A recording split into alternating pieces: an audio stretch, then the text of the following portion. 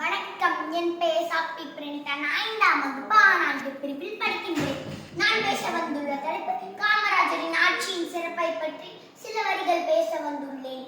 படிக்காத மேடை, கர்ம வீரர், என் நாட்டின் காந்தி, பெருந்தலைவர், இவ்வாறு உலக மக்களால் அழைக்கப்பட்டவர்தான் காமராஜர்.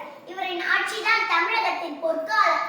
இப்போது உள்ள அரசியல்வாதிகள் எல்லாம் சொல்வது என்னவென்றால், நாங்களும் காமராஜரை போலவே நல்ல ஆட்சியை தருவோம் என்றுதான். இவரின் ஆட்சியில் ஏராளமான தொழிற்சாலை